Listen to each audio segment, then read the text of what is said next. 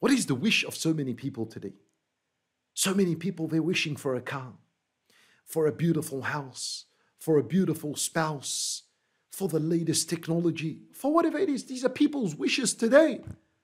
Listen to the wish of the Messenger sallallahu alayhi wasallam. He says, وَالَّذِي, this is the hadith of Abu Hurairah radiallahu anhu. Nabi sallallahu alayhi wasallam said, وَالَّذِي نَفْسِي بِيَدِهِ وَوَدِدْتُ أَنْ أُقَاتِلَ فِي سَبِيلِ اللَّهِ فأقتل ثم أحيا ثم أقتل ثم أحيا ثم أقتل. Allahu Akbar.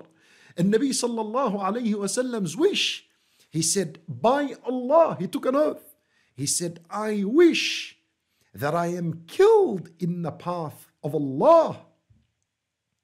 Allahu Akbar. I wish that I fight in the sake of Allah Azza wa Jal, and then I'm killed.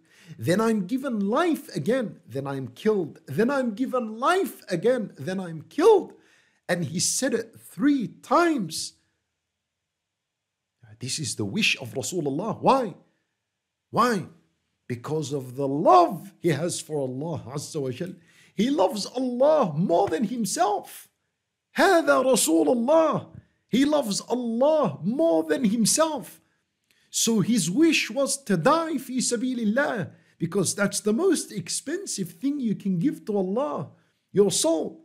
And then he wished to revive again and to be killed and give his soul again for Allah, and then to be resurrected again, and so on.